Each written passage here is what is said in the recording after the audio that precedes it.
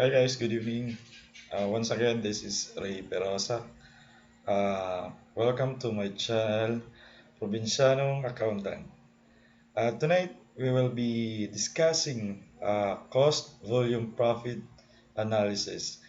This is one of the most um, frequently questions or topics na lumalabas sa CPA board exam.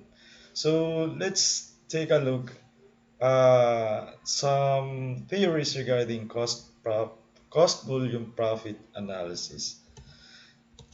So cost volume profit analysis, it is a systematic examinations of the relationship among costs, cost driver and profit. So alam naman natin yung cost, mayroon tayong iba-ibang klaseng cost. We have variable cost, fixed cost, sunk cost, opportunity cost. Yung cost driver naman, ito yung like for example, volume, sales volume, number of hours. And when we talk about cost volume profit analysis, it talks about how the cost behave when uh, the volume changes. So the elements of cost volume profit analysis, we have sales, the selling price, the units or volume, total fixed costs, variable cost per unit, and sales mix. So how to compute contribution margin? So in contribution margin, it can be computed as follows. Contribution margin in peso is equal to sales minus less variable costs. Or it could be sales contribution margin ratio, which is contribution margin in peso divided by peso sales or sales peso. Contribution margin ratio can also be computed contribution margin per unit divided by selling price. Yung contribution per unit, it is equal to selling price minus variable cost per unit. So how to compute break-even point, or what is break-even point?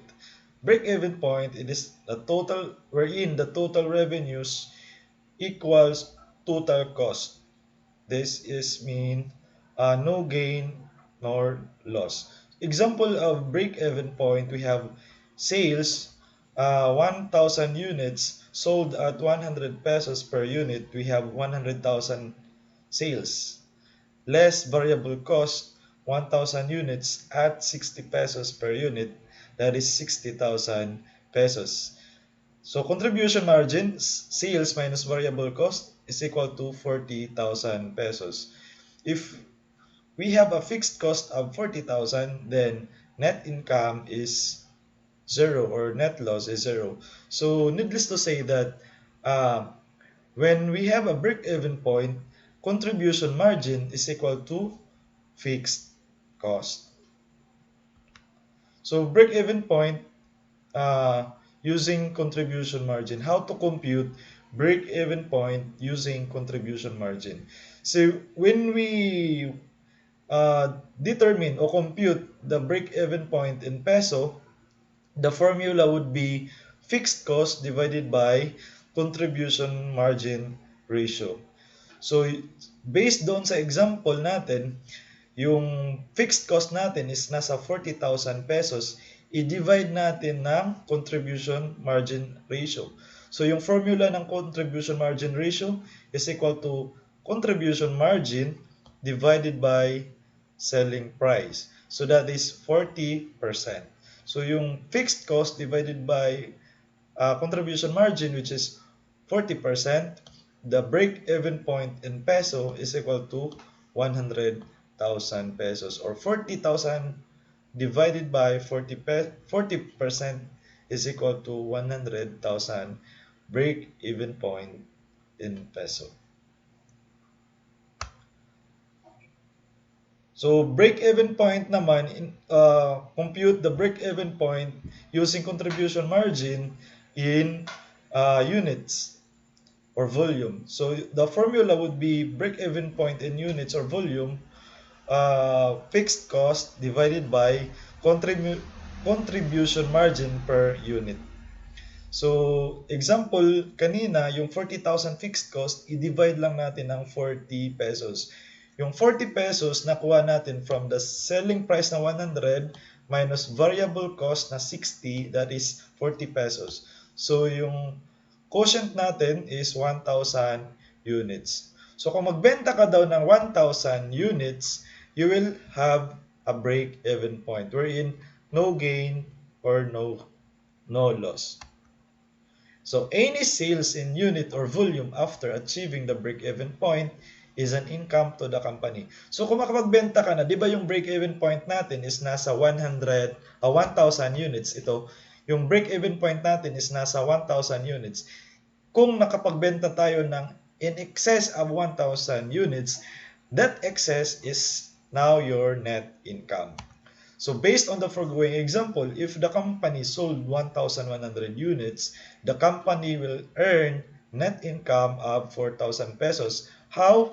The net income is equal to excess units from break-even point in unit times CMU or contribution margin per unit.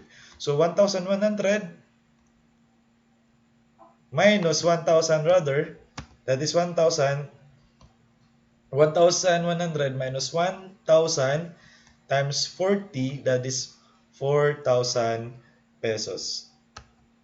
Using the format, kanina, sales, which is 1,100 units at 100, that is 110,000 pesos. Less variable cost, 1,100 units at 60 pesos, that is 66,000. Contribution margin, is equal to 44,000. Fixed cost, which is 40,000 given, your net income is 4,000. So class, pag napansin nyo, yung sales sold units at saka yung yung units na ginamit dito sa pag-compute ng cost is always the same. Kung magkan or ilan yung nabenta mo, sales, ganun din yung ang factor mo to compute your variable cost. Tapos yung unit mo is remain the same. Break-even point for multiple product. Yung kaninang example natin is for single product. How about if you have multiple product or services or products or services? Let's say for example, meron tayong product A, product B, product C. Yung selling price ng product A is 100, product B 120, product C 50, and then the variable cost per unit for product A is 60, for B 90, product C 40. The contribution per unit, minus mo lang yung selling price minus from the selling price minus variable cost, that is your contribution margin, which is 40 for product A, 30 for product B, and 10 for product C. So sales in unit daw is 1,000 units for A, 2,000 for B, and 5,000 units for C. Yung total sales in unit nila is nasa 8,000 units. So yung fixed cost is 101,680. So paano natin i-compute yung break-even point for multiple product services? So kung i-compute natin yung break-even point in peso for multiple product or services, compute muna natin yung weighted contribution margin ratio. Paano natin makukuha yung contribution margin ratio? Weighted. Ito, compute natin yung contribution ratio, makukuha siya ng total contribution margin divide total sales. So yung contribution margin natin in total is nasa 150,000. I-divide natin sa 590,000 na total sales. Your product or your quotient is equal to 25.42%. That is your weighted CMR. Paano mo siya kung gusto mo lang kunin yung CMR ng product A? Paano ba? So yung 40,000 na contribution margin ng product A, i-divide mo lang by the total sales. That is 40,000 divided by 590,000, you will get 6.78%. That is for CMR of product A. For product B naman, 60,000 na contribution margin, divide mo ng 590,000, that is 10.17% CMR for product B. For product C, 50,000 divided by 590, that is 8.45%. Sasum up mo yung CMR ng product A, B, and C, that is equal to 25.424 or 0.42%. So, paano makuha yung break-even point in peso? Using the CMR or weighted average CMR. So your break-even point or your break-even point in peso can be calculated by total fixed cost divided by weighted average CMR. Yung fixed cost natin na given is 101,680. I-divide mo lang by 25.42%. That is now your 400,000 break-even point peso. Excuse me. In computing naman sa break-even point in units, compute mo na, step 1, compute the weighted average CM per unit. So yung total contribution natin, total ito, yung 150,000 na contribution margin, i-divide mo lang siya the total units sold. 1,000, 2,000, 5,000, that is 8,000. So yung CMR as weighted average contribution margin in unit is equal to 150,000 divided by 8,000, that is 18.75 per unit. So yung weighted average contribution margin in unit is equal to 18 pesos and 75 centavos.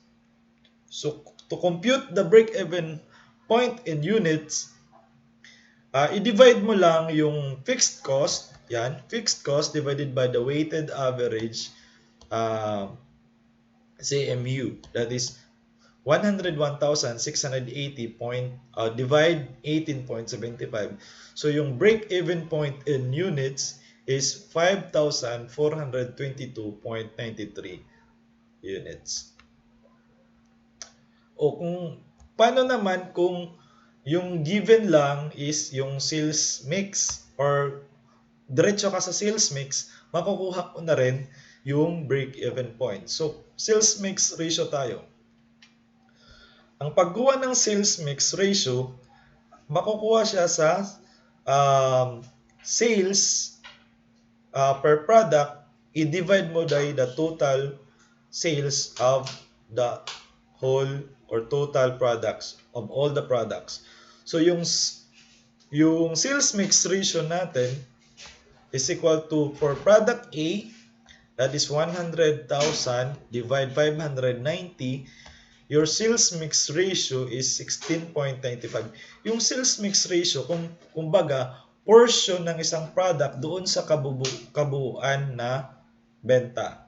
So yung total na benta ng kumpanya is nasa 590,000. Yung naibenta, yung sales related to product A is only 100,000.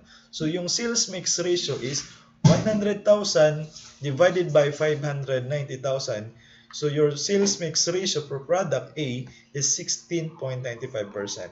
While for product B, 40.68% and product C, 42.37%.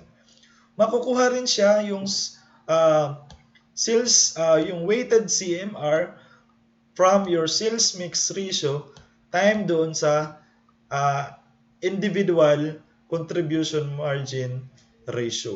Yung 40%, 100, yung 40 na contribution margin, i-divide mo lang sa 100, that is 40%. So yung 40% times sa sales mix ratio is equal to your weighted CMR or weighted average CMR. So how to compute break-even point using sales mix ratio? Per product. So yung breakdown per product, is equal to BIP or break-even point in peso times sales mix ratio. So yung yung sales mix ratio natin is 16.95 for product A.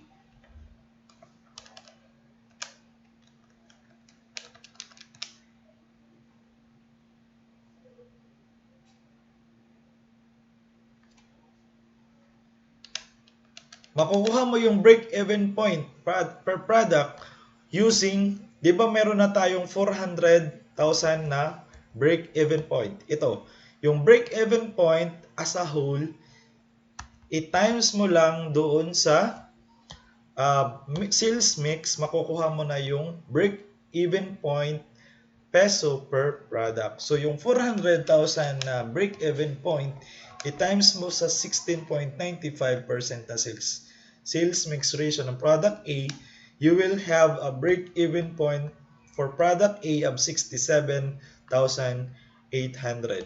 While for break-even point per product for product B, yung 400,000 pesos times 40.68%, you will get 162,720. For product C, yung break-even point per product is equal to 400,000 times yung sa sales mix ratio niya na 42.37, you will have 169,480. Makukuha mo na rin yung break-even point per unit per product from break-even point per product divided by yung selling price niya. So yung break-even per product is for product A 67,800, i-divide mo by 100 na selling price. So 67,800 divided by 100, you will get 678 units. Break-even point in units for product A. For product B naman, na break-even point per product is equal to the break-even point in peso divided by selling price. So 162,720 divide 120, you will have 1,356 units for product B. While for product C, break-even point in peso na 169,480, i-divide mo lang sa selling price ni product C, that is 3,389.60 units. So again class, cost volume profit analysis, it talks about the relationship of the variable cost over yung kung pagtaas ng volume, tataas din yung variable cost. Pero yung variable cost per unit, yung per unit ng yung variable cost per unit will remain constant. In cost volume profit analysis also, it is always noted na yung yung fixed cost natin ay hindi magbabago. The higher the sales volume, maglo-lower down yung fixed cost per unit. Pero yung fixed cost in amount in peso will remain constant. While yung sa variable cost, kahit tataas yung volume ng sales, yung variable cost per unit will always remain the same. While yung variable cost in total in peso will increase. So kung tataas yung sales mo, tataas yung variable cost mo in peso, while the variable cost in unit will remain in constant. Compare dun sa fixed cost, kahit tataas pa yung sales mo in volume, yung fixed cost in amount will always the same, will remain constant, while yung fixed cost per unit will decrease or will lower down. Kasi nga, mas mataas yung magka-cover na sales volume compare doon sa mas maraming volume na magka-cover doon sa fixed cost. Kaya yung fixed cost per unit is bababa. So I hope guys you learned something from our discussion tonight. Hope to see you again for our next video. Please don't forget to like or share or subscribe my YouTube channel, Provincianong Accountant. Thank you and stay safe.